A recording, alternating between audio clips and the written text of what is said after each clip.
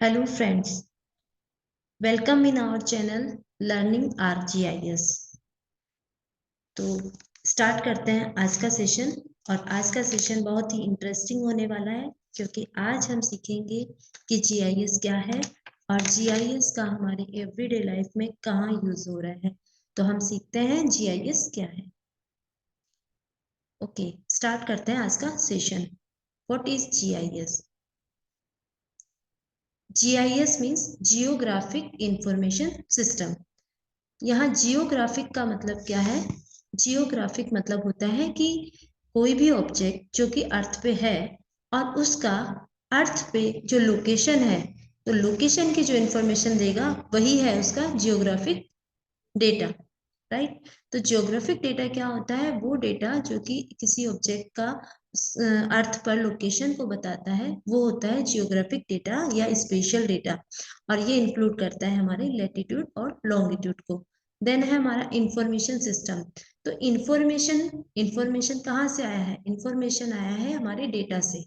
तो डेटा कौन सा है? हमारा डेटा हो सकता है कोई भी रास्टर डेटा या कोई भी वेक्टर डेटा। रास्टर और वेक्टर डेटा के बारे में हम डिटेल में नेक्स्ट वीडियो में डिस्कस करेंगे।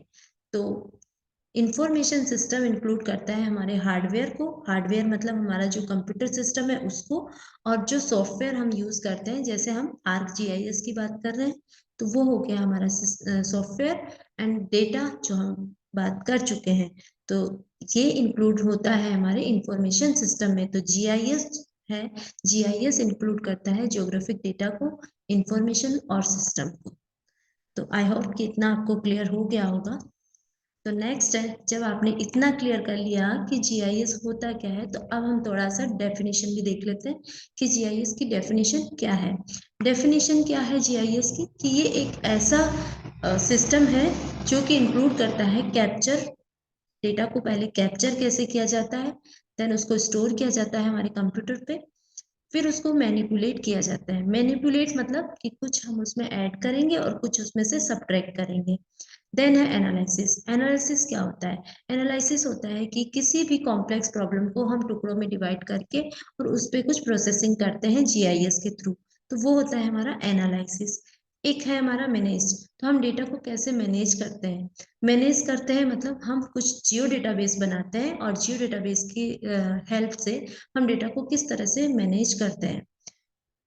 तो ये सब इंक्लूड करता है हमारे जीआईएस में। तो जीआईएस की डेफिनेशन है, उसमें आएगा आपका कि कैसे हम डेटा को कैप्चर करते हैं, फिर उसको स्टोर करते हैं on our computer, and then उसको कैसे हम मैनिपुलेट करते हैं, कुछ प्लस करते हैं कुछ माइनस करते हैं, देन उसमें कुछ एनालिसिस प्रोसेसेस करते हैं और उसको हम इन the form of Jio database हम उसको मैनेज करते हैं हमारे जीआईएस सॉफ्टवेयर में।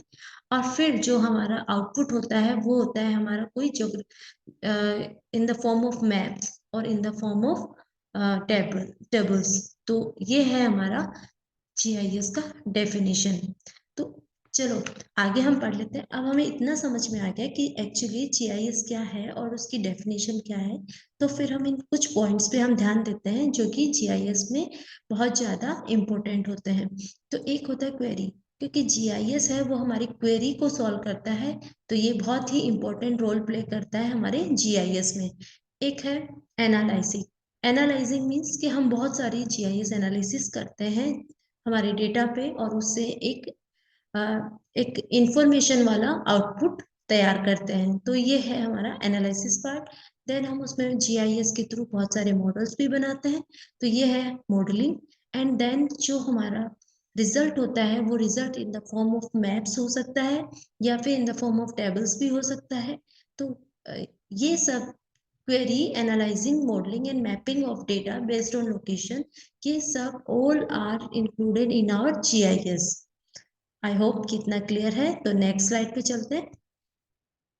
नेक्स्ट में अब आपने इतना समझ लिया कि जीआईएस होता क्या है और जीआईएस की डेफिनेशन क्या है, जीआईएस में क्या क्या हम बात करते हैं। तो अब हम ये भी समझ लेते हैं कि जाने अनजाने में ही सही, लेकिन हम इस जीआईएस को एवरीडे लाइफ में कहाँ यूज कर रहे हैं और इसकी हमें क्यों जरूरत पड़ रही है हमें जीआईएस सीखने की।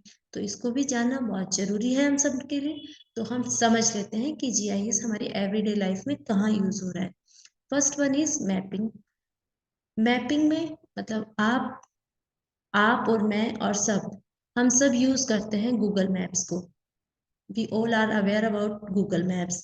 तो गूगल मैप्स में जो सिस्टम यूज हो रहा है वो क्या है, वो है हमारा जीआईएस सिस्टम। गूगल मैप्स के में जो मैपिंग का सिस्टम है वो सारा जीआईएस के थ्रू होता है। देन है आपका एक्सीडेंट एनालिसिस।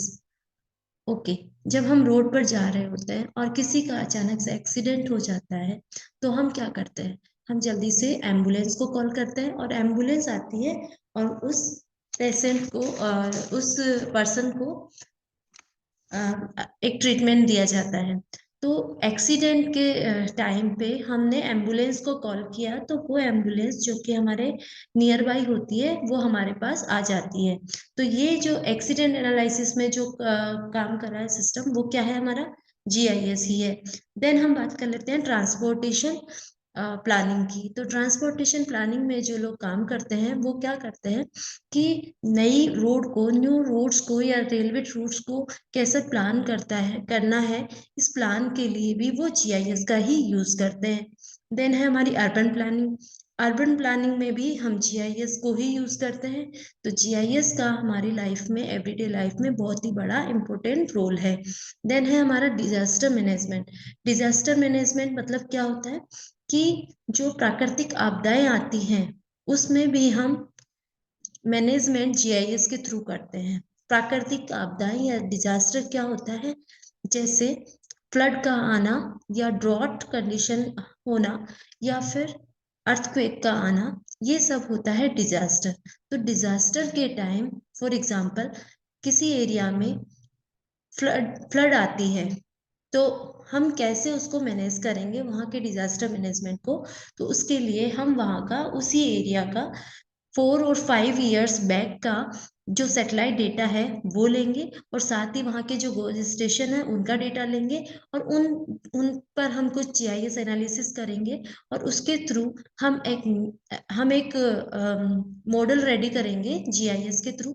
और उसमें हम एक ग्राफ बना सकते हैं कि लास्ट जो 5 इयर्स में जब फ्लड आई थी तो उससे कितना एरिया अफेक्ट हुआ था, और अब अगर नेक्स्ट ईयर में अगर फ्लड आती है, जब भी अगर फ्लड आती है तो कितना एरिया अफेक्ट हो सकता है, इसके बारे में हम प्रेडिक्ट कर सकते हैं with the help of that model, right. तो उस केस में हम एक ग्राफ ऐसा बना सकते हैं जिसमें ईयर वर्सेस एरिया हो सकता है कि कौन से ईयर में कौन से ईयर में फ्लड आई और कितना एरिया अफेक्ट हुआ। अगर हमें इसका एक पैटर्न समझ में आएगा तो हम उससे प्रेडिक्ट कर सकते हैं कि आने वाले टाइम में अगर फ्लड आती है तो कितना एरिया अफेक्ट होगा। तो इस तरह से हम डिजास्टर को भी मैनेज कर सकते हैं यूजिंग जीआईएस। नेक्स्ट है आपका नेविगेशन। तो navigation, we all are aware about this कि नेविगेशन में जो हम वेब मैप्स यूज कर रहे हैं वो भी हमारा जीआईएस ही है।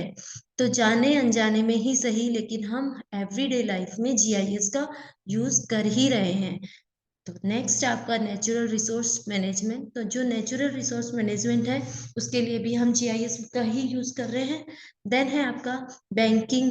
बैंकिंग, ओके, जब हम हर जगह पे जीआईएस का यूज कर रहे हैं, हर सेक्टर आज जीआईएस का यूज कर रहा है, तो फिर बैंकिंग पीछे क्यों रहेगी। तो बैंकिंग में भी आपको हम बता दें कि जो प्लानिंग होती है वहां पे या कोई डिसीजन मेकिंग होती है बैंकिंग में, तो वहां भी हमारा जीआईएस सिस्टम ही काम कर रहा होता है। देन आता है आपका टैक्सेशन। टैक्सेशन मतलब कि प्रॉपर्टी टैक्स बिल, ठीक है।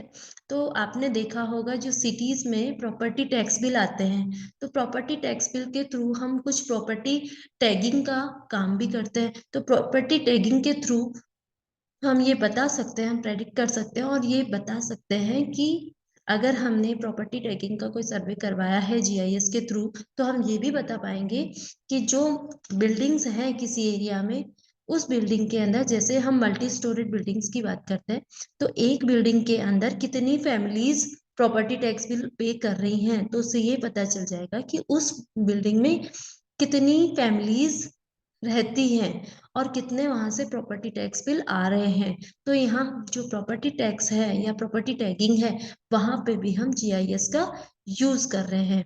देन है आपका टेलीकॉम सेक्टर।